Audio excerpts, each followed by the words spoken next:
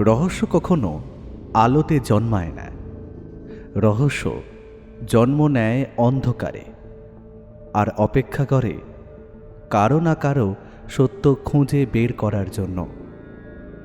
অন্ধকারে ঢাকা শহর, নীরব সাক্ষী দেয়াল, আর এমন কিছু প্রশ্ন যার উত্তর খুঁজে বের করে আনতে পারে একজনই, সত্যান্বেষী ব্যোমকেশ বক্সী। আপনিও যদি ব্যোমকেশ বক্সীর সত্যান্বেষণ ভালোবাসেন, যদি রহস্যের গন্ধ আপনার শিরায় রোমাঞ্চ নিয়ে আসে, তাহলে আপনি একদম সঠিক জায়গাতেই এসেছেন। আমাদের চ্যানেল যদি আপনি প্রথমবারের জন্য শোনেন, তাহলে এক্ষুনি কিন্তু আমাদের চ্যানেলটিকে সাবস্ক্রাইব করুন এবং পাশে থাকা বেল আইকনে ক্লিক করে নোটিফিকেশন অন করে নিন, যাতে নতুন গল্প এলে সবার আগে আপনি জানতে পারেন। জানুয়ারি মাসের এক তীব্র শীতের সকাল। কুয়াশা ঘেরা পাহাড়ের ঢালে ছোট্ট গ্রাম সিলারিগাঁও তখনও ঘুমে আচ্ছন্ন। এই গ্রামে লোকবসতি খুবই কম, আর পরিবেশ এতটাই নির্জন যে মানুষ ফিসফিস করে কথা বললেও তা যেন কোথাও দূর থেকে শোনা যায়। ঠিক এমন সময় হঠাৎ করেই জমিদার সুধাংশু রায়ের প্রাসাদ প্রমাণ বাড়ি থেকে ভেসে এলো এক আর্ত চিৎকার। বাড়ির লোক যখন সেই চিৎকার শুনে দৌড়ে গেল সুধাংশু রায়ের ঘরের দিকে, ততক্ষণে অনেক দেরি হয়ে গিয়েছে। কারণ সুধাংশু রায়, যার নাম সবাই ভয় আর শ্রদ্ধার সঙ্গে উচ্চারণ করে, তাকে পাওয়া গেল নিজের ঘরে গলা কাটা অবস্থায়। ঘরের দরজা ভিতর থেকে বন্ধ থাকায় সেটা ভেঙে প্রবেশ করতে হয় বাড়ির লোকেদের। জানালাও ছিল বদ্ধ অবস্থায়, অথচ মেঝেতে রক্তের ছাপ স্পষ্ট। ছেঁড়া কাগজের টুকরো আর একটি অদ্ভুত পুরনো মানচিত্র সেখানে পাওয়া গেল। আর সেই ছেঁড়া কাগজটায় সোজা সরল ভাষায় লেখা ছিল, গুপ্তধনের লোভী অভিশাপের কারণ, বেশি কৌতূহল ভালো নয়। যে এই গুপ্তধনের সন্ধান করবে, অভিশাপ এইভাবেই তাকে গ্রাস করবে।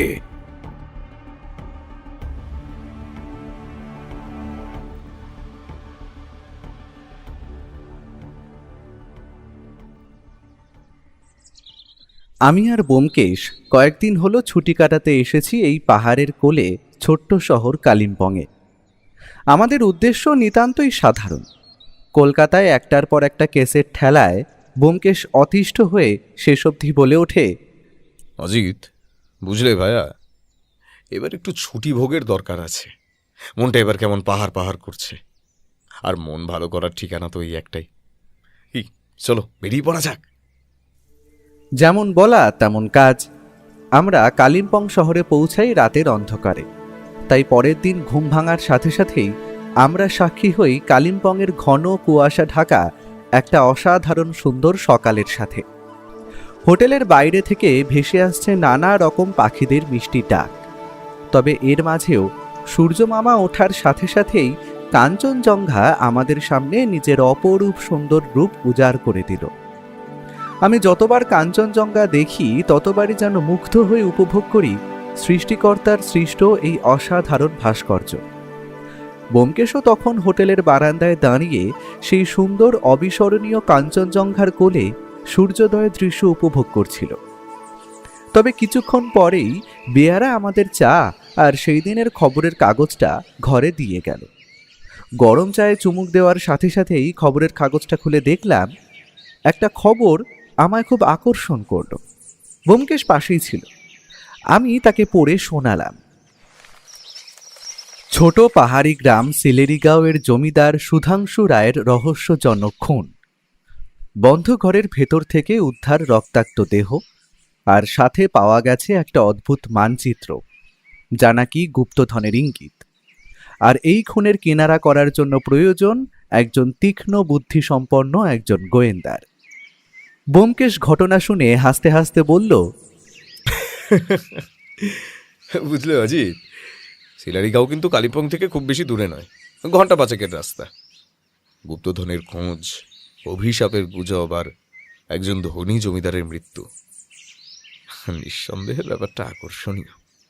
ছুটি ভোগের সঙ্গে সঙ্গে মস্তিষ্কের কাজটা হলে মন্দ হয় না, কি বলো? শুনেছিলাম ঢেঁকি নাকি স্বর্গে গিয়েও ধান ভানে, আজ তা দেখেও নিলাম।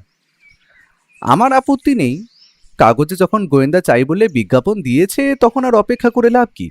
চলো বেরিয়ে পড়াই যাক।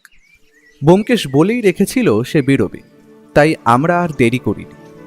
সকাল সকাল হোটেলেই ব্রেকফাস্ট সেরে তৈরি হয়ে নিলাম। একটা গাড়ি ভাড়া করে আমরা বেরিয়ে পড়ি শিলারিগাঁওয়ের উদ্দেশ্যে।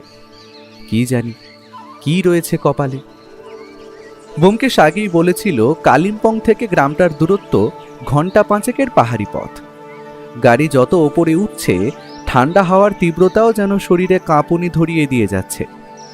রাস্তার দুপাশে পাইন গাছের সারি, আর মাঝে মাঝে চোখে পড়ছে একটা দুটো ছোট পাহাড়ি গ্রাম। ব্যোমকেশ আগেই ফোন করে জানিয়েছিল যে আমরা আসব। জমিদার বাড়ি পৌঁছে দেখি সেখানকার পরিবেশ বেশ ভারী, আর গাড়ি যখন পথ শেষ করে জমিদার বাড়ির গেটে এসে দাঁড়ায় তখন বুঝতে পারি বাড়িটা পাহাড়ের ওপরে এক চমৎকার জায়গায় অবস্থিত। বাড়ি বললে ভুল হবে, কারণ এটা যেন মস্ত এক পাহাড়ি ধাঁচে নির্মিত প্রাসাদ। বিশাল কাঠের দরজা, লোহার ফ্রেমের জানলা, আর বাইরে গেটে অবস্থান করছে দুটো পাথরের কাজ করা সিংহ মূর্তি। দারোয়ান গেট খুলে দেওয়ার সাথে সাথেই আমরা দেখতে পেলাম একজন বয়স 30-এর জোয়ান লোককে। পরে জেনেছি তিনি হলেন মৃত জমিদারের ভাই দীপনারায়ণ রায়। তিনি আমাদের দেখে নমস্কার জানিয়ে অভ্যর্থনা জানালেন। ব্যোমকেশ বাবু, আমাদের পরিবারের আজ চরম বিপদ। দাদার এমন মৃত্যু মেনে নেওয়া যায় না। গ্রামের লোকেরা বলছে এটা নাকি অভিশাপ, কিন্তু আমি জানি গুপ্তধনের লোভই দাদার মৃত্যুর কারণ হতে পারে। অভিশাপ বলে কিছু হয় না দীপনারায়ণ বাবু। যে রহস্য যত বেশি ধোঁয়াশা তৈরি করে, মানুষ তখন তাকে লুকোনোর জন্য অভিশাপের নাম দেয়। আমি অন্তত সত্যান্বেষী হিসেবে এই সমস্ত জিনিসে বিশ্বাস করি না। সে যাই হোক, আমি ঘটনাস্থল একবার ঘুরে দেখতে চাই, যেখানে আপনার দাদার মৃত্যু ঘটেছে। অবশ্যই, আপনারা আমার সাথে আসুন। বাড়ির ভিতরে প্রবেশ করে দেখলাম চারিদিকে ছড়িয়ে রয়েছে দামি আসবাবপত্র আর বিলেতি ফুলদানি।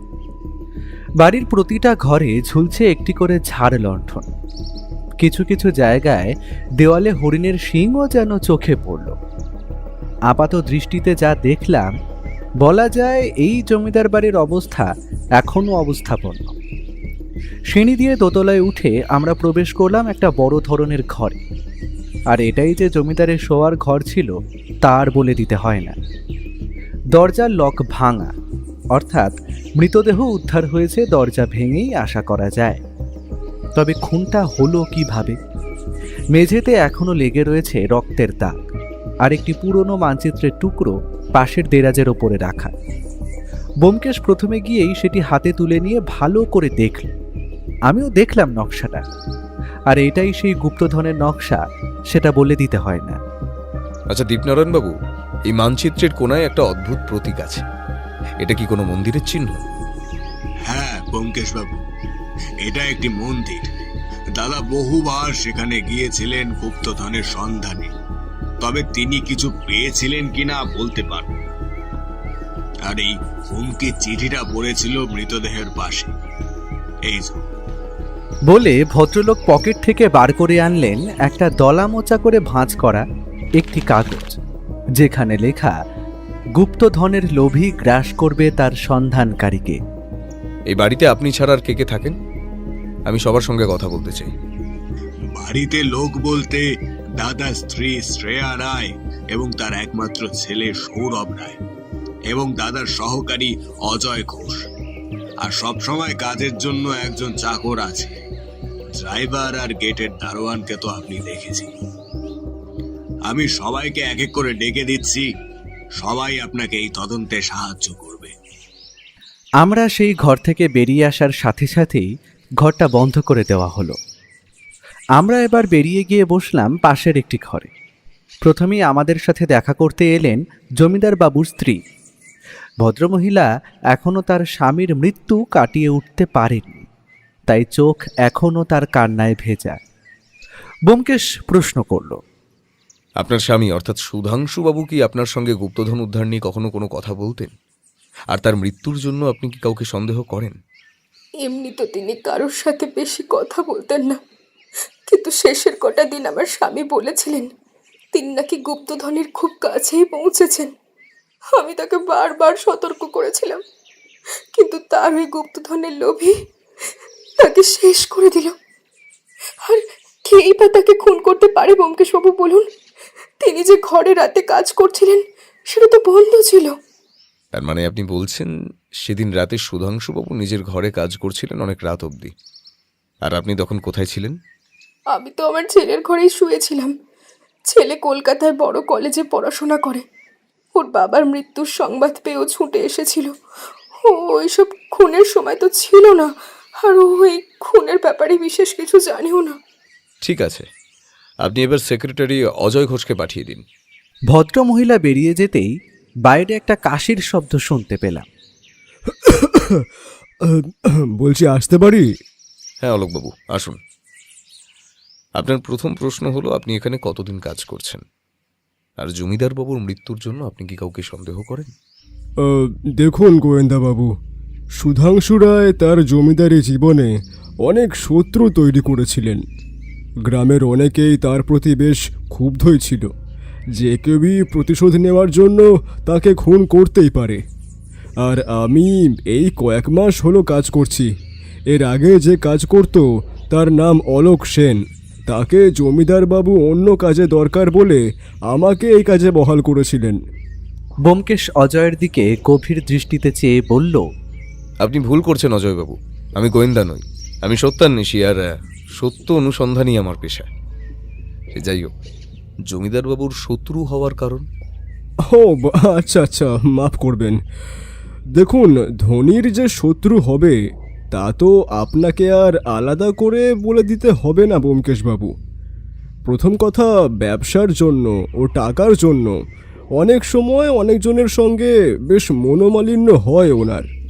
তাই খুন তো প্রতিশোধ নিতেও অনেকেই করে থাকতে পারে। আর সন্দেহের কথা যদি বলেন, না না, আমি ওটা ঠিক বলতে পারবো না। আমার ওই বিষয়ে তেমন কোনো ধারণা নেই, মাফ করবেন ব্যোমকেশবাবু। আচ্ছা ঠিক আছে অজয়বাবু, আপনি এখন আসতে পারেন, তবে ভবিষ্যতে তদন্তের জন্য আপনাকে আবার ডাকা হতে পারে। ভদ্রলোক বাইরে বেরিয়ে যাওয়ার সাথে সাথেই ব্যোমকেশ চিন্তিত স্বরে বলল, প্রতিশোধ আর লোভ এই দুটো সাধারণত একসঙ্গে চলে, তবে এই খুনটা খুবই মাথা খাটিয়ে করা হয়েছে তা বলে দিতে হয় না। আমাদের সময় নষ্ট করা যাবে না, এই মানচিত্র আমাদের রহস্যের পরবর্তী ধাপ দেখাবে। জমিদারবাবু গুপ্তধনের কথাটা সন্ধান পেয়েছিলেন সেটা একবার খুঁটিয়ে দেখা দরকার। জমিদারের রহস্যময় খুন আর গুপ্তধনের মানচিত্রের সূত্র ধরে আমাদের পরবর্তী কাজ ছিল জমিদার সুধাংশু রায়ের শত্রু এবং তাঁর জীবনের অজানা দিকগুলো খুঁজে বের করা।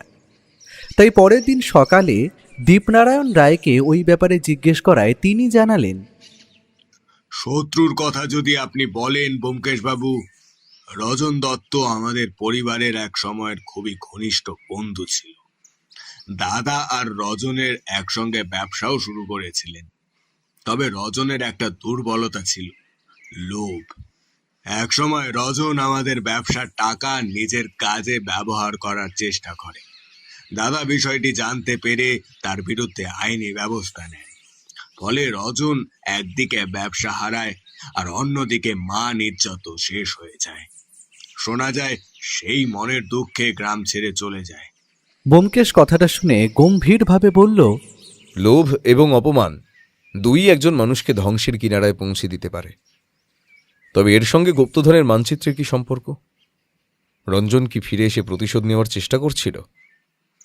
এ ব্যাপারে আমি নিশ্চিত নই ব্যোমকেশবাবু, তবে কয়েকদিন আগে গ্রামে একজন অচেনা লোককে ঘোরাঘুরি করতে দেখেছে গ্রামের কিছু মানুষ।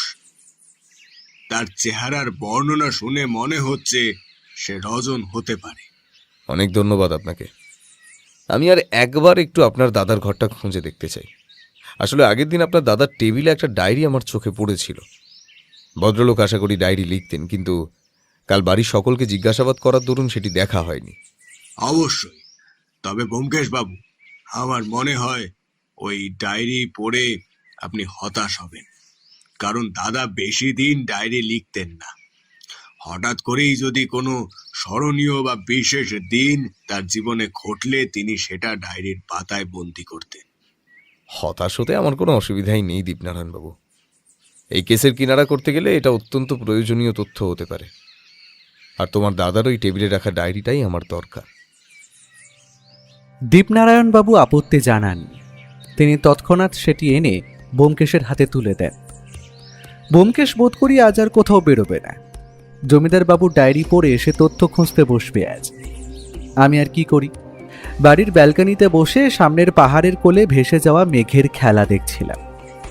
তবে আমার মাথায় ঢুকছিল না যে বাড়ির বড় গেটে পাহারাদার আছে, বাড়িতে রাতে লোক আছে, তার ওপর জমিদারের ঘরের দরজা রাতে বন্ধ ছিল। খুনি কিভাবে তাকে খুন করল? একটার পর একটা রহস্য যেন মেঘের মতো ভেসে আসছিল, আর ব্যোমকেশ জানে এই রহস্যের সমাধান করতে হলে চাই সঠিক তথ্য। তাই সে সেটাই সংগ্রহ করতে বসেছে। সময় মতো আমাদের দুপুরে খাওয়ার জন্য ডাক পড়ল। সেই খাবার টেবিলে যা সব এলাহি আয়োজন তা দেখে তো আমি অবাক হয়ে গেছি। কারণ সামনে সাজানো রয়েছে গরম গরম ধোঁয়া ওঠা ভাত, তারপর মাছের মাথা দিয়ে বিউলির ডাল, শুক্তো, আরও 3 রকম ভাজা, কাতলা মাছের কালিয়া, চিংড়ি মালাইকারি, আর শেষ পাতে খাসির মাংস, মিষ্টি, চাটনি, পাঁপড় সবই আছে। খাওয়ার টেবিলে যেন আমরা উঠতে যেতে চাইলেও খাওয়ার যেন ফুরোতেই চায় না। খাওয়া দাওয়ার এত এলাহি আয়োজন দেখে বুঝতে পারলাম জমিদার বাড়ির অতিথি আপ্যায়ন অত্যন্ত নিপুণভাবে করা হয়। সে যাই হোক, আমাদের জন্য আলাদা একটা ঘর দেওয়া হয়েছিল। দুপুরে একটু ব্যোমকেশ খাওয়া দাওয়া সেরে ঘরের মধ্যেই সিগারেট জ্বালিয়ে এদিক ওদিক পায়চারি করছিল। আমি বুঝতে পারলাম ও কিছু একটা জিনিস নিয়ে চিন্তা করছে। আমি আর থাকতে না পেরে জিজ্ঞেস করলাম, আচ্ছা ব্যোমকেশ, তুমি তো সারা দুপুর বসে ডায়েরিটা পড়ছিলে, সেটা দিয়ে কি কোনো নতুন তথ্য আবিষ্কার হলো? ব্যোমকেশ একবার সিগারেটে টান দিয়ে নিজের পকেটে হাত ঢুকিয়ে একটা কাগজ বার করে আমার হাতে দিল। আমি যতদূর দেখে বুঝলাম এটা কোনো হুমকি জাতীয় চিঠি, আর চিঠিটা পড়ে আমার শিরদাঁড়া দিয়ে হিমশীতল স্রোত বয়ে গেল। কারণ সেখানে লেখা ছিল, সুধাংশু, একদিন তোমার প্রতিটি কাজের জন্য আমি প্রতিশোধ নেব। তুমি আমার জীবন ধ্বংস করেছ, তবে মনে রেখো, আমি তোমাকে শেষ করে ছাড়ব। চিঠিটা পড়ে আমি ব্যোমকেশকে জিজ্ঞেস করলাম, ব্যোমকেশ, আমি এখানে একটা জিনিস বুঝতে পারছি না, খুনের উদ্দেশ্যটা কি? গুপ্তধনের জন্য কি সে খুন করলো, নাকি প্রতিশোধ নেওয়ার জন্য? আচ্ছা, তোমার কি মনে হয়? বুঝলে অজিত, খুনির উদ্দেশ্য খুঁজে পাওয়া খুবই এখানে অত্যন্ত গুরুত্বপূর্ণ। রঞ্জন যদি খুন করে থাকে তবে সে শুধু প্রতিশোধই নেয়নি, বরং সে গুপ্তধনের নকশা উদ্ধার করতেও খুনের পরিকল্পনা করতে পারে বলে আমার বিশ্বাস। তবে এখন কি করণীয়? বিকেলে একবার গ্রামের মন্দিরের দিকে যেতে হবে। যে নকশার টুকরো আমাদের হাতে এসেছে সেটাই যে মন্দিরের উল্লেখ আছে সেটা একবার ঘুরে আসা দরকার, যদি কোনো নতুন তথ্য উদ্ধার হয়। যেমন বলা তেমন কাজ। সেই দিন বিকেল 4টে নাগাদ আমরা বেরিয়ে পড়লাম সেই মন্দিরের উদ্দেশ্যে। দীপনারায়ণবাবু আমাদের সাথে যাবেন বলেছিলেন, কিন্তু ব্যোমকেশ জানায় আমরা খুঁজে নিতে পারবো। আসলে আমি জানি ব্যোমকেশ তদন্তের ব্যাপারে খোঁজ করতে যাচ্ছে, এতে সে আর কাউকে নিতে চায় না। আমরা পাহাড়ি গ্রামের পথ ধরে মানুষজনকে জিজ্ঞেস করতে করতে এগিয়ে চললাম। গ্রামের এক জায়গায় একটা চায়ের দোকান দেখে ব্যোমকেশ বলল, বুঝলে অজিত, এই সমস্ত গ্রামের চায়ের দোকান হলো সমস্ত রকম আড্ডা ও খবর বিনিময়ের স্থান। চলো ভাইয়া, একটু চা খেয়ে আসা যাক। দোকানে একজন বয়স্ক মানুষ বসেছিলেন।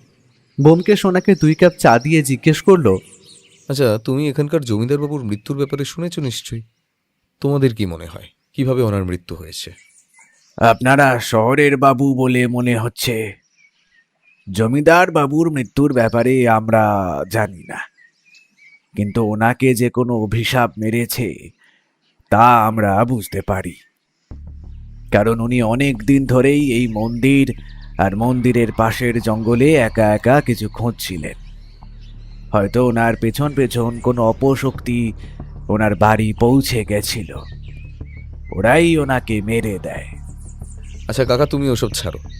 এখানে কি কয়েকদিন ধরে কোনো অদ্ভুত ও নতুন লোককে ঘোরাঘুরি করতে দেখেছো?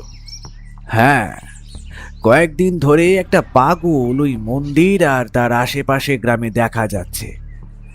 আগে আমরা কোনোদিন পাগলটাকে দেখিনি। লোকটা যেন হঠাৎ করেই আসে আর উবে যায়।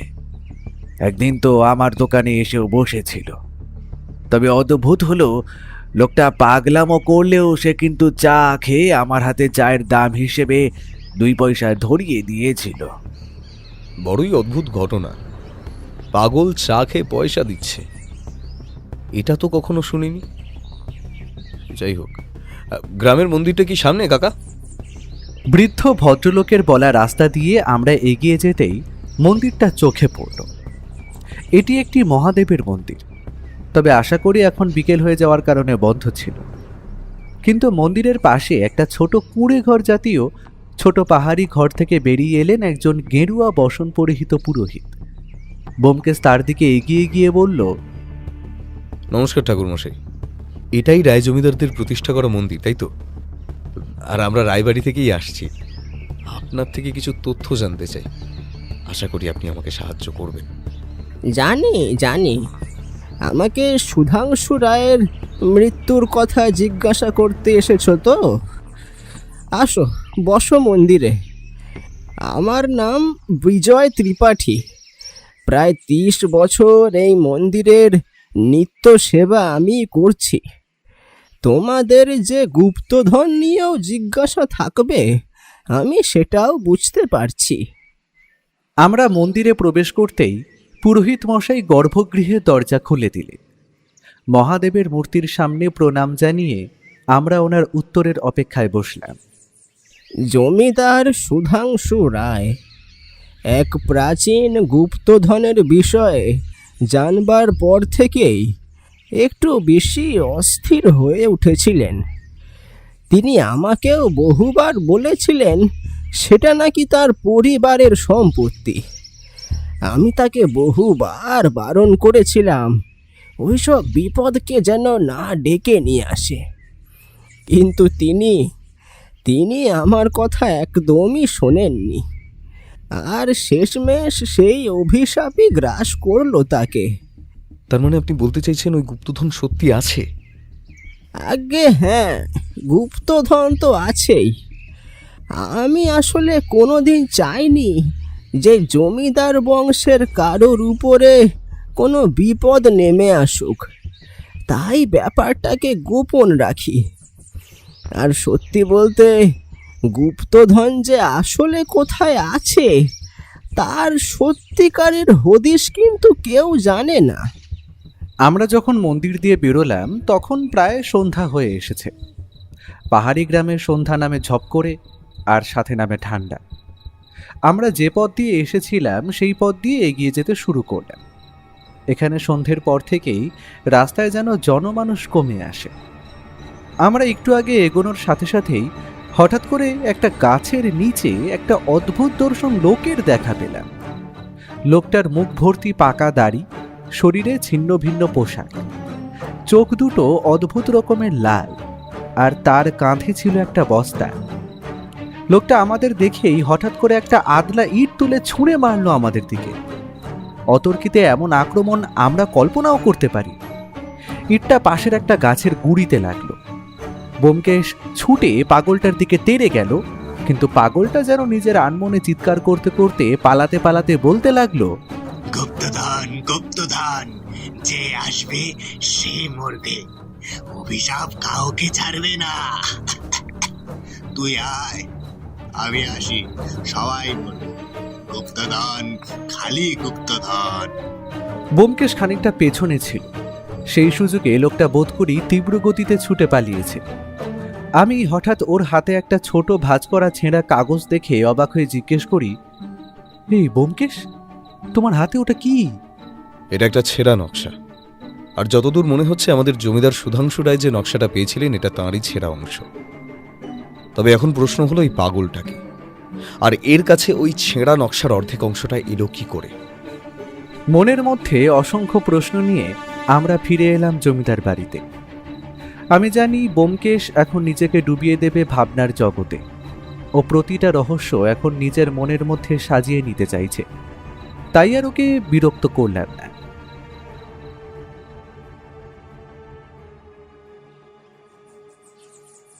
পরের দিন সকালে আমার ঘুমটা ভেঙেছিল বেশ বেলার দিকেই। সেজন্যই আমি আর ব্যোমকেশকে ঘরে দেখতে পেলাম না। বোধ করি সে হয়তো বেরিয়েছে তদন্তের ব্যাপারে নতুন কোনো তথ্য সংগ্রহ করতে। আমি তখন মনে মনে ভাবছিলাম এবার কি করা যায়। তাই আর দেরি না করে ব্যোমকেশের লাল রঙের ডায়েরিটা খুলে দেখলাম। আমি জানি এটা খারাপ দেখায়, তবে আমার জন্য কৌতূহল সংবরণ করা অসম্ভব হয়ে পড়ছিল।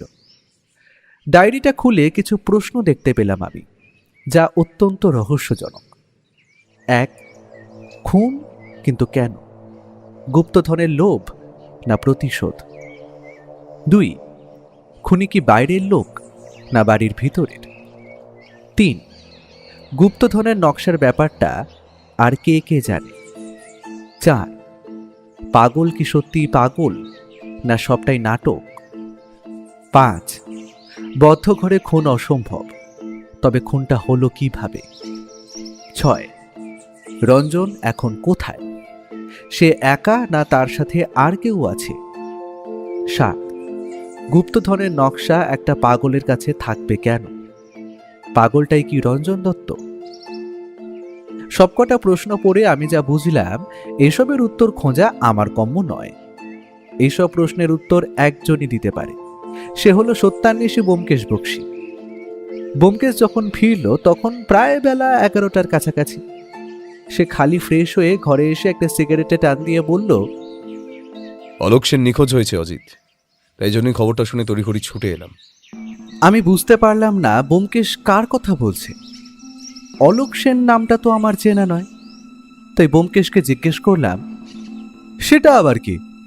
আর হঠাৎ করে সে নিখোঁজ হতে যাবে কেন? লোকটা কি তদন্তের ব্যাপারে যুক্ত? সকাল সকাল দীপনারায়ণবাবু আমাকে খবরটা দেন যে অলোক সেন প্রায় কয়েকদিন ধরে নিখোঁজ। আর এই অলোক সেনই কিছুদিন আগে অবধি জমিদারবাবুর কাছে হিসেব নিকেশের কাজ করতেন। আমার মন বলে জমিদার মশাই অলোককে তার গুপ্তধন উদ্ধার করার সঙ্গী করেছিলেন, আর সে হয়তো এমন কিছু তথ্য জানতো যা তার বিপদ ডেকে আনতে পারত, তাই হয়তো গা ঢাকা দিয়েছে। তবে আমি লোকাল থানায় গিয়েছিলাম কোনো অচেনা মৃতদেহ আবিষ্কার হয়েছে কিনা এই কয়েকদিনে। তবে তারা জানায় এমন কিছু খুনের ঘটনা আপাতত ঘটেনি এই কয়েকদিনে। তবে তো ব্যোমকেশ খুনি কি অলোক সেন লোকটার থেকে গুপ্তধনের হদিশ পেয়ে গেছে এতক্ষণে, তাই তো? আর জমিদার বাবুর খুন করার পর সেই খুনি কি অলোক সেনকে খুন করতে যায়? এটা তো একটা নতুন রহস্য ধরা দিল আমাদের কাছে। খুনি একজন নাকি দুইজন সেটা আমি জানি না, তবে এই আলোক সেন যদি খুন হয়ে থাকে তবে কিন্তু বুঝতে হবে এর পেছনে রয়েছে বিশাল বড় এক ষড়যন্ত্রের হাতছানি। এই রহস্যের সমাধান আমাকে করতেই হবে অজিত। ব্যোমকেশ এবার নকশা দুটোর টুকরো একসাথে জোড়া লাগিয়ে টেবিলের উপর রেখে গভীরভাবে পর্যবেক্ষণ করছিল। আমিও তার পাশে দাঁড়িয়ে দেখছিলাম, তবে কিছু উদ্ধার করতে পারলাম না। অগত্যার কৌতূহল চেপে না বসে প্রশ্নটা করেই ফেললাম, ব্যোমকেশ, এই মানচিত্রের খণ্ডাংশ কি কোনো নির্দিষ্ট জায়গার দিকে নির্দেশ করে? আর এটা কি সত্যিই কোনো গুপ্তধনের নকশা? আমার তো এটাকে খালি পুরনো দিনের এই অঞ্চলের ম্যাপের মতোই দেখতে লাগছে। আমার কথা শুনে ব্যোমকেশ অত্যন্ত উত্তেজিত হয়ে বলল, কি বললে তুমি অজিত? এই ব্যাপারটা তো আমার মাথায় আসেনি। হতেই পারে যে এই নকশা কোনো গুপ্তধনের নয়, এটা আসলে একটা ফাঁদ। আর সব থেকে বড় কথা, আমরা কিন্তু জানি না যে জমিদার বাবু এই নকশার টুকরোটা কোথা থেকে পেয়েছিলেন। একদম সঠিক কথা অজিত, তবে কয়েকটা প্রশ্ন এখনো থেকেই গেল বুঝলে। প্রথম, যদি ধরি রঞ্জন এই খুনটা করে থাকে তবে তার সম্ভাবনা কতটা? আর রঞ্জন যদি পাগল সেজে ঘুরে বেড়াতো গ্রামে, তবে জমিদারকে মেরে ফেলার পর তো তার প্রতিশোধ পূরণ হয়ে গিয়েছিল, তারপরেও কেন সে পাগলের বেশে থাকবে? আর যদি ধরো এই নকশাটা সত্যি সত্যি গুপ্তধনের হয়, তবে সেটার সম্ভাবনাও উড়িয়ে দেওয়া যায় না, কারণ মানচিত্রে দেওয়া প্রতীকগুলো সাংকেতিক, এগুলোকে মেলাতে হবে। তবে এই কাজটি সহজ নয়। মানচিত্র সম্পূর্ণ না হলে সঠিক জায়গা বের করা অসম্ভব। যদি গুপ্তধন থেকে থাকে সেটা উদ্ধার আমাকেই করতে হবে। তবে এখন আমাদের কি করণীয়? আমার মন বলছে ওই পাগলটা অনেক কিছু জানে, ওকে ধরতে হবে বুঝলে, কিন্তু দিনের বেলা তাকে ধরা অসম্ভব। আচ্ছা অজিত, গ্রামের লোকেরা আমাদের কি বলেছিল? পাগলটাকে কোথায় ঘোরাফেরা করতে দেখা যেত বলো তো? যতদূর মনে পড়ে গ্রামের পুরনো শ্মশানে বলেছিল। তার মানে আমরা কি শ্মশানের দিকে যাব নাকি? আমি দেখলাম ব্যোমকেশের মুখে খেলা করছে একটা অদ্ভুত রকমের হাসি। তার মানে যে সেটা আমাকে আর বলে দিতে হবে না।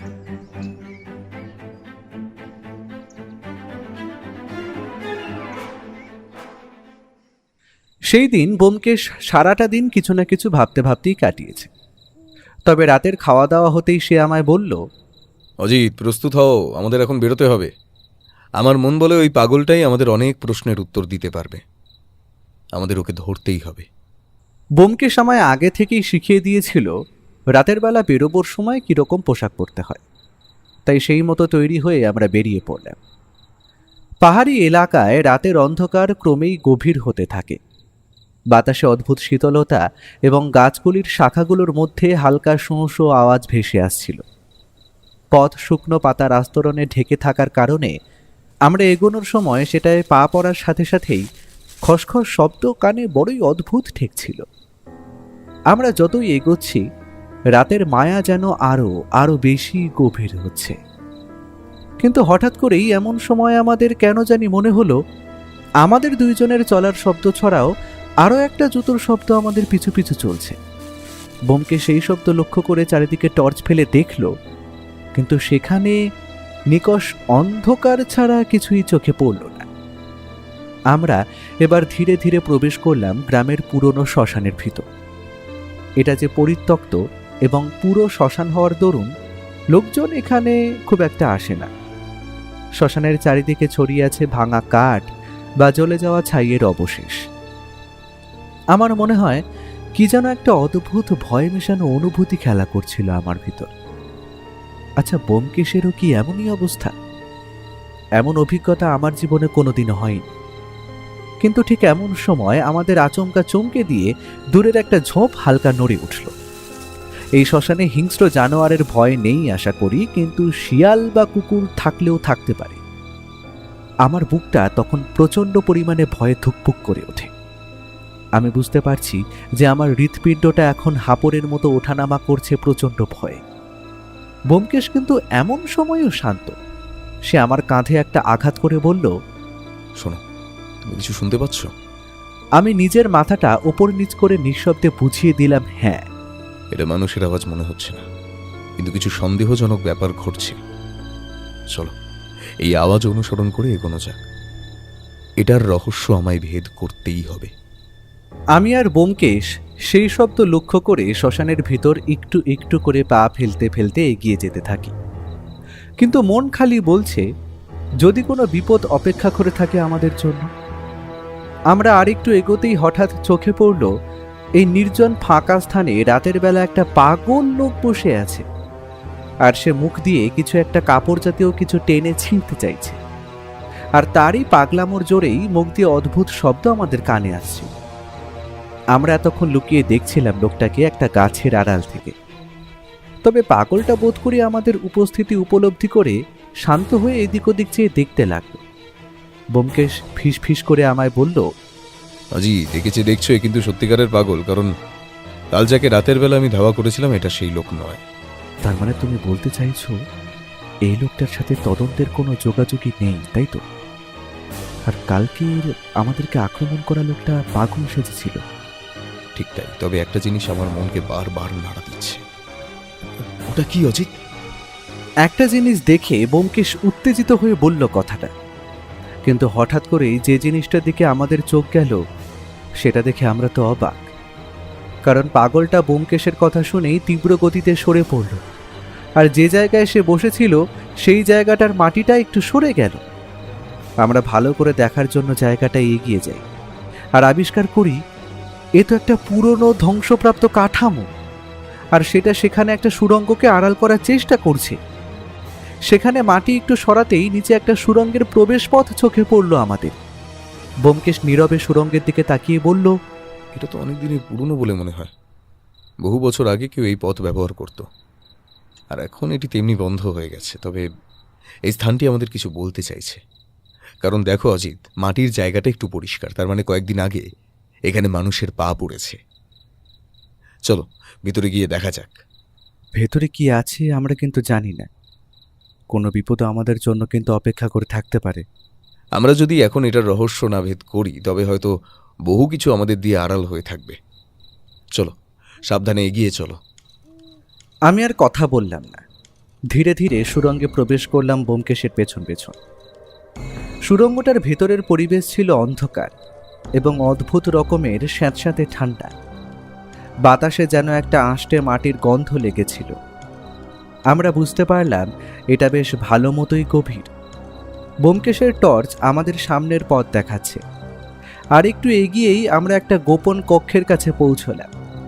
কক্ষটি পুরোটাই মাটির দ্বারা নির্মিত, আর অদ্ভুতভাবে সেটা ছিল অত্যন্ত নিস্তব্ধ। এমন সময় হঠাৎ আমার চোখে একটা জিনিস পড়তেই আমি চিৎকার করে উঠলাম, ব্যোমকেশ, সামনে দেখো, কোন একটা পুরনো কাঠের বাক্স পড়ে। দ্রুত এগিয়ে গিয়ে বাক্সটির চারপাশে নজর দিতেই বাক্সটির গায়ে মোমের টুকরো এবং ছাইয়ের চিহ্ন চোখে পড়ল আমাদের। ব্যোমকেশ সন্দেহ ভরা কণ্ঠে বলল, এটা তো স্পষ্ট এখানে কিছু ধর্মীয় বা আধ্যাত্মিক কর্মকাণ্ড হয়েছে। মোমের টুকরো এবং ছাইয়ের চিহ্ন এই কথাই বলছে, কিন্তু কেন এখানে, আর কেন এই বাক্স? আমি ধীরে ধীরে বাক্সের দিকে এগিয়ে এসে বললাম, ব্যোমকেশ, এই বাক্সটার ভিতরেই গুপ্তধন নেই তো? ব্যোমকেশ এক মুহূর্ত চুপ হয়ে যায়। তার চোখে স্পষ্ট সন্দেহের চিহ্ন ফুটে উঠেছে।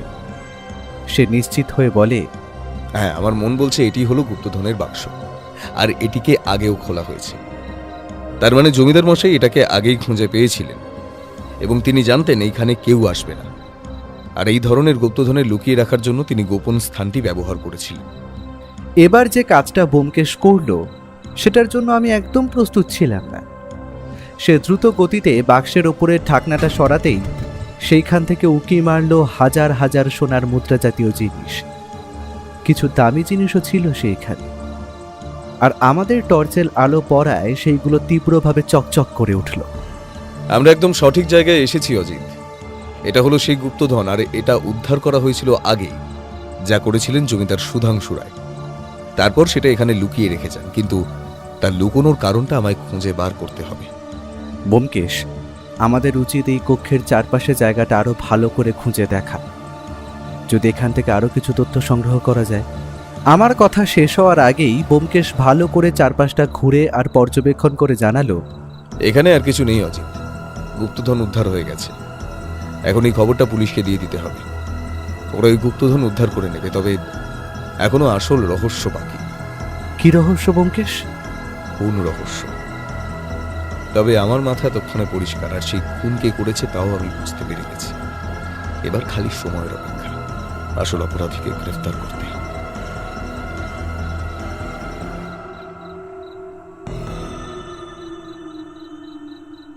সেই দিনের মতো আমরা ফিরে আসি রায়বাড়িতে। তবে সেই রাতে আমরা যে অভিজ্ঞতার সম্মুখীন হয়েছি তা ভাষায় প্রকাশ করা যায় না। ব্যোমকেশ বলেছে ওর সব রহস্যের জট খোলা হয়ে গেছে, কিন্তু আমি এখনও যেই তিমিরে সেই তিমিরেই রয়েছি। আর সব রহস্যের সমাধান করবে একজনই, তার নাম ব্যোমকেশ বক্সী। রাতের বেলা খালি ব্যোমকেশ একবার থানায় ফোন করলো, তবে সে যে অতক্ষণ ধরে কি আলোচনা করলো তা আমি জানি না। পরের দিন সকালে যখন ঘুম ভাঙলো তখন প্রায় 8টা হবে। আমি উঠেই দেখি ব্যোমকেশ তৈরি হচ্ছে, মনে হচ্ছে যেন কোথায় বেরোবে। আমি ঘুম জড়ানো চোখে জিজ্ঞেস করলাম, ব্যোমকেশ, এখন কোথায় যাচ্ছ? তাও আর এত সকাল সকাল? ব্যোমকেশ নিজের রিভলভারটা পকেটে ধোকাতে ধোকাতে বলল, খালি আমি না অজিত, তৈরি হয়ে নাও, রহস্য উদ্ঘাটনের সময় উপস্থিত। স্থানীয় পুলিশকে বলা হয়ে গেছে, ওরা জিপ নিয়ে আসছে, আমাদের পিক আপ করে নেবে। আর আমাদের সঙ্গে আজ অভিযানে যাচ্ছেন স্বয়ং দীপনারায়ণ বাবু। গুপ্তধন উদ্ধার হয়ে গেছে? শুধু এখনো ধোঁয়াশে রয়ে গেছে খুনের রহস্যে। খুনি কি আমাদের জন্য অপেক্ষা করবে নাকি? পাগলটা আমাদের দেখে সেদিন পালাবার সময় একটা নকশা ফেলে দিয়ে গিয়েছিল, মনে আছে? আসলে সেই নকশা কোনো গুপ্তধনের হলেও গুপ্তধন আগেই সরানো হয়ে গিয়েছিল, আর সেটি সরিয়েছিলেন জমিদার সুধাংশু রায়। আর সেই স্থানেই হয়তো এখনো একজন অপেক্ষা করছে গুপ্তধন উদ্ধারে। সে আসলে জানেই না যে গুপ্তধন আর সেখানে নেই। তবে তাকে ধরার সুযোগ আমরা ছাড়তে পারবো না। আমরা তৈরি হয়ে নিচে যেতেই জিপের শব্দ শুনতে পেলাম। একটা গাড়িতে আমি, ব্যোমকেশ, পুলিশ ইন্সপেক্টর আর দীপনারায়ণবাবু, আর অপর গাড়ি দুটিতে অস্ত্রধারী পুলিশ বাহিনী। ব্যোমকেশের দিকে তাকিয়ে দেখলাম সে অত্যন্ত নিশ্চিন্ত। একটা হিন্দি গানের সুর ও যেন ভাসতে শুনলাম। দীপনারায়ণবাবু আমাদের পথ দেখিয়ে নিয়ে আসছিল এতক্ষণ জঙ্গলের ভেতর দিয়ে। জঙ্গলটা একটু একটু করে বৈধ ঘন হয়ে উঠছে, তা আমাদের কাছে স্পষ্ট। নিচে পাকা রাস্তা ছেড়ে আমরা পাহাড়ি মাটির রাস্তা ধরেছি প্রায় মিনিট খানেক। গাড়ি থামলা গভীর বনের মধ্যে। চারিদিকে পাখির কলতানের শব্দ ছাড়া অন্য কিছু শোনা যায় না। এই পাহাড়ি ঘন জঙ্গলের ভেতর দিয়ে গুহার পথে হাঁটতে শুরু করি আমরা। দীপনারায়ণ বাবুর এইসব জঙ্গল চেনা, তাই তিনি আমাদের আগে আগে পথ দেখিয়ে এগোচ্ছিল, কিন্তু তার মুখে ভয়ের ছাপ স্পষ্ট। এবার আমরা পাহাড়ি রাস্তার এমন একটা জায়গায় পৌঁছলাম যেখানে অবস্থান করছে একটা গুহামুখ, যেখানে মানচিত্রের নির্দেশিত প্রতীকগুলোর সঙ্গে মিলে যাচ্ছিল। ব্যোমকেশের কাছে বোধ করি এই গুহারই নকশা ছিল। তবে কি আছে এই গুহায়? ব্যোমকেশ নিজের গুরুগম্ভীর স্বরে বলল, এটাই সেই জায়গা। এখানে কিন্তু রঞ্জন দত্ত আর তার দলবলের লোকেরা লুকিয়ে থাকতে পারে। আমাদের অত্যন্ত সাবধানে এগোতে হবে। ব্যোমকেশের কথা শেষ হওয়ার আগেই আমাদের চমকে দিয়ে পেছন থেকে গম্ভীর কণ্ঠ শোনা গেল। আমরা পেছন ফিরে দেখতে পেলাম একজন বন্দুকধারী লোক তীব্র দৃষ্টিতে তাকিয়ে আছে আমাদের দিকে, আর তার পেছনে প্রায় জনা 6 লোক। বোধ করি লোকটার সাগরেদ হবে, যাদের মধ্যে একজনের হাতে একটা রিভলভার ধরা, যা এখন তাক করা আমাদের দিকে। ব্যোমকেশ নিজের রিভলভার বার করে তাক করলো তাদেরই দিকে। গুন্ডাগুলো তখনও দাঁত বার করে কেমন যেন বিশ্রী রকমের হাসছে। আমাদের দল ভারী, কারণ পুলিশ বাহিনী বন্দুক উঁচিয়েই আছে। তবে আমি জানি ব্যোমকেশ চায় না যে এখানে কোনো খুনোখুনি হোক, তাই সে তীব্র চিৎকার করে বলল, তোমরা তোমাদের পিস্তলগুলো নিচে রেখে দাও। আমি কথা দিলাম তোমাদের কোনো ক্ষতি হবে না। আমি সবটা জানি, আর আমার কথা শুনলে তোমরা গুপ্তধন কোথায় আছে সেটাও জানতে পারবে। অশেষ প্রশংসা ব্যোমকেশ বক্সী মহাশয়। আপনি আমার জন্য পুরো গুপ্তধনটাই খুঁজে বার করলেন। আমি জানতাম গুপ্তধন আছে, আর সেটা আছে জমিদার সুধাংশু রায়ের কাছে। তবে সালা মরার আগে গুপ্তধনটা লুকিয়ে রেখে গেল। আমি হাজার খুঁজেও সেটা পাইনি। এই গুপ্তধনের হদিশ পাবার জন্য এই গুহার কাছে আমি দিন রাত খুঁজেছি, কিন্তু এখন আমার এই গুপ্তধন পুরোটাই চাই। রঞ্জন দত্তের চোখে ছিল প্রতিশোধ আর লোভের অগ্নি। ব্যোমকেশ আবার চিৎকার করে বলল, রঞ্জন দত্ত, আপনি কি এই গুপ্তধনের জন্য সুধাংশু রায়কে হত্যা করেছেন? রঞ্জন দত্ত হেসে বলল, সুধাংশু আমার জীবন ধ্বংস করেছে, আমার পরিবারকে পথে বসিয়েছে। আজ এই গুপ্তধনের মালিকানা হবে আমার, শুধুই আমার। কথাটা শেষ হওয়ার আগেই ঘটে গেল একটা অদ্ভুত ঘটনা, যার জন্য আমরা প্রস্তুত ছিলাম না। রঞ্জন লোকটার বোধ করি কথা বলার সময় একটু মনোযোগ অন্যদিকে গিয়েছিল। ঠিক সেই সুযোগকে কাজে লাগিয়ে ব্যোমকেশ তাক করে গুলি ছুড়ে দিল অপর বন্দুকধারী লোকটার পায়ের দিকে, আর ব্যোমকেশের টিপ অব্যর্থ। লোকটা তখন তীব্র যন্ত্রণায় ছটফট করছে মাটিতে পড়ে। ব্যোমকেশ চিৎকার করে বলল, সবাই পাথরের পেছনে লুকাও, সেখানে ওরা আমাদের দেখতে পাবে না। কিন্তু হঠাৎ আবার গুলির শব্দ শুনতে পেলাম আমরা, আর সেটা বেরিয়েছে রঞ্জন দত্তের বন্দুক থেকে। আর সেই গুলিটা লক্ষ্যভ্রষ্ট হয়ে গিয়ে লাগলো অপর একটি পাথরের গায়ে। পরপর একটা দুটো করে 5টা গুলি করলো রঞ্জন দত্ত আমাদেরকে তাক করে। হয়তো সে প্রতিশোধের আগুনে পাগল হয়ে গিয়েছে, কিন্তু সেই সুযোগেই আমাদের পুলিশ ইন্সপেক্টর সহায়বাবু পেছনের জঙ্গল দিক দিয়ে ঘুরে গিয়ে দাঁড়ান রঞ্জন দত্তর পেছনে। রঞ্জন তখন এলোপাথারি গুলি ছুড়তে ব্যস্ত, কিন্তু কখন যে তার বন্দুক ফাঁকা হয়ে গেছে সেটা জানে না। বাকি পুলিশ দল এবার বন্দুক উঁচিয়ে তীব্র গতিতে ছুটে গেল লোকগুলোর দিকে। তখন যে যেদিকে পেরেছে ছুটে পালিয়েছে। আমাদের হাতে গ্রেফতার হয় রঞ্জন দত্ত ও তার দলের 3 জন লোক। যে লোকটার পায়ে গুলি লেগেছিল তাকে তৎক্ষণাৎ স্থানীয় হাসপাতালে পাঠানোর ব্যবস্থা করা হয়। রঞ্জন দত্ত এখন মাটিতে হাঁটু গেড়ে মাথার ওপর 2 হাত তুলে স্যারেন্ডার করার ভঙ্গিতে বসে আছে। ব্যোমকেশ ওনার দিকে এগিয়ে গিয়ে গম্ভীর স্বরে বলল, রঞ্জন দত্ত, প্রতিশোধ আর লোভ কখনো মানুষকে শান্তি দিতে পারে না। তোমার জীবনের এই পরিণতি তোমার নিজের হাতেই লেখা হয়েছে। আমি এবারে থাকতে না পেরে জিজ্ঞেস করেই ফেললাম, তার মানে কি খুনটা করেছিলেন এই রঞ্জন দত্তই? আর গুপ্তধনের লোভ আর প্রতিশোধের জন্যই কি তিনি খুনটা করেন? তোমাদের কাছে এখন সব রহস্যের জট খোলার সময় এসেছে। পুলিশও তাহলে সঠিক অপরাধীকে ধরতে পারবে। প্রথমেই আসি রঞ্জন দত্তের কথায়।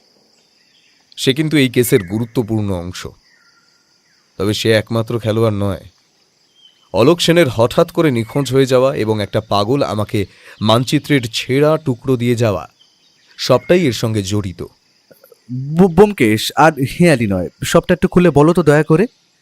ব্যোমকেশ এবার তার স্বভাবসিদ্ধ ভঙ্গিতে একটা সিগারেট ধরিয়ে একটা শুক টান দিল।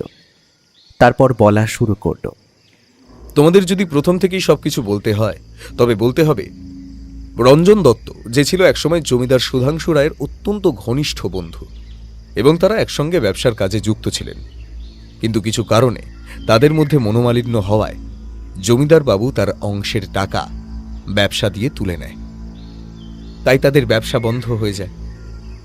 জমিদারবাবু বড়লোক মানুষ, তার কোনো ক্ষতি না হলেও ক্ষতি কিন্তু হয়েছিল রঞ্জন দত্তের, আর তার সেই ক্ষতির সঙ্গে সঙ্গেই ভেসে যায় তার সংসার।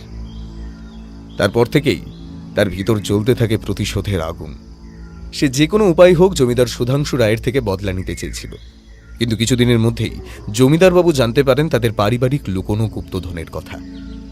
আর এইখানেই আগমন হয় এক তৃতীয় ব্যক্তির, যার সেই গুপ্তধনের প্রতি লোভ ছিল প্রচুর। সে এমনভাবে এই ঘটনায় জড়িত যে কোনোভাবেই তার হাতে গুপ্তধন আসত না। জমিদারবাবু কিন্তু তাকে প্রচণ্ড স্নেহ করতেন, তাই গুপ্তধন পাওয়ার খবরটা তিনি তার ভাই দীপনারায়ণ বাবুকে জানান।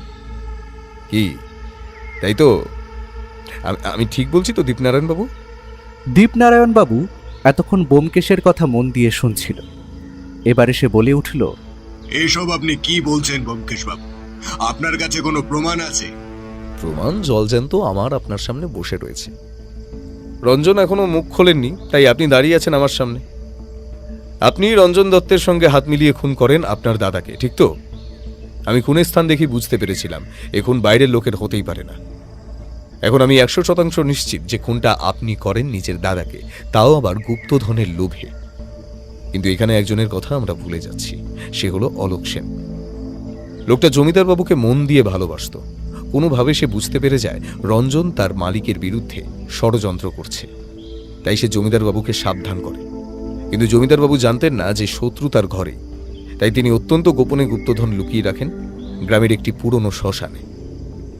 গুপ্তধন যে কোথায় লুকোনো ছিল তা কেউ জানত না, রঞ্জন দত্তও নয় এবং দীপনারায়ণ বাবুও নয়। শুধু জানত একজন, তার নাম অলোক সেন।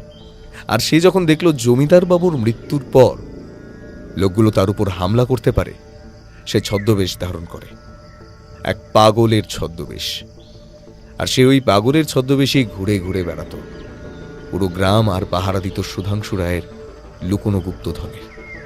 তাই কাল রাতে যখন সে দেখল আমি গুপ্তধনের সন্ধান করতে এসেছি, তাই সে গুপ্তধনের হদিশ আমাদের কাছে দিয়ে যায়। আর সে পাগলের ছদ্মবেশী এদিক ওদিক ঘোরার কারণে জানত যে রঞ্জনের লোকেরা এই গুহায় আসত গুপ্তধনের খোঁজ চালাতে, আর তার সাহায্যেই আমি উদ্ধার করি এই গুপ্তধন এবং কিনারা করি এই খুনের। আমার কাজ এখানেই শেষ। গুপ্তধনের সঠিক জায়গা সরকারের ঘর, আর দোষীদের সঠিক জায়গা শ্রীঘর।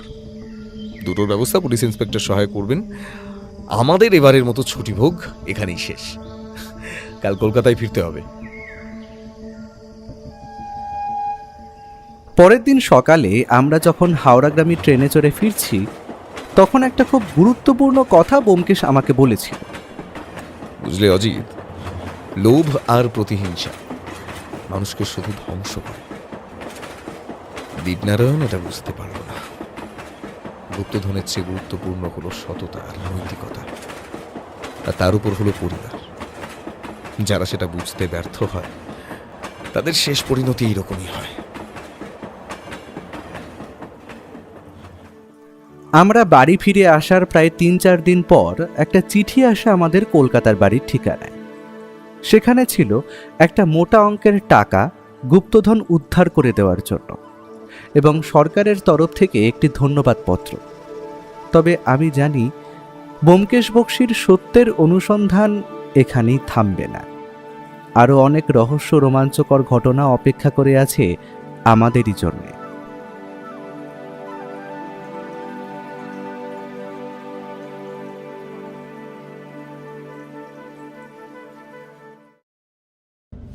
সব রহস্যের সমাধান হয় না, কিছু রহস্য বেঁচে থাকে পরবর্তী গল্পের জন্য। আজকের মতো ব্যোমকেশ বিদায় নিল, কিন্তু শহরের অন্ধকার জানে এই শেষ নয়, কারণ যেখানে রহস্য আছে সেখানে ফিরে আসবেই সত্যান্বেষী ব্যোমকেশ বক্সী।